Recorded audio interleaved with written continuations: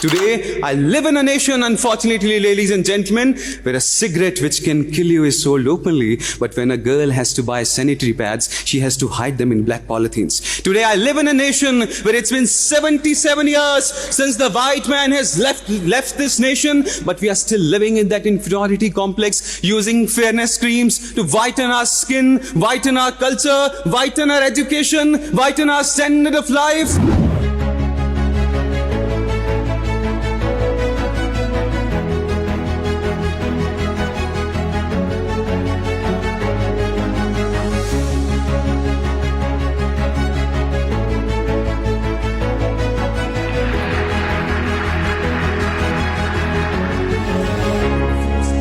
Today, as we have surpassed China in terms of population, it becomes inevitable that we make educational and health infrastructure to sustain that population. And I would like to ask the youth of this nation, in order to become socially sustainable, we need to enforce and increase our employment avenues. Why should, as young people, we should only dream about becoming IAS officers, doctors and engineers in this nation of Mahatma Gandhi and vocational education? Why cannot I dream a nation in which through vocational education, a young Dalit boy from Gujarat becomes the leading shoemaker of the world? Why cannot I dream of a nation when a barber from Tamil Nadu becomes the hairstylist of Hollywood actors, and when through this entrepreneurship and skill development, our youth become job givers rather than job seekers, will lead a sustainable economy.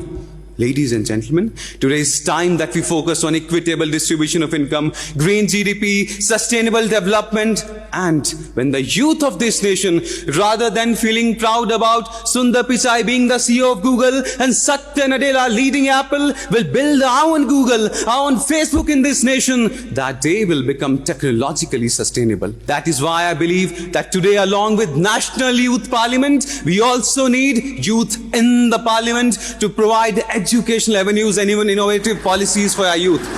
I believe that today, as we have an Indian administrative services for our bureaucracy, we need to have an Indian political service for our politicians so that they can be sustained and engrossed with policy making, and good policies can be converted and transferred from one government to another, irrespective of their political policies. But, and I say this but in capital letters, ladies and gentlemen, irrespective of what society, culture, ecology we have, if our youth does not have the educational wisdom to use this potential, we cannot lead to a sustainable future. Today, I live in a nation, unfortunately, ladies and gentlemen, where a cigarette which can kill you is sold openly, but when a girl has to buy sanitary pads, she has to hide them in black polythenes. Today, I live in a nation where it's been 77 years since the white man has left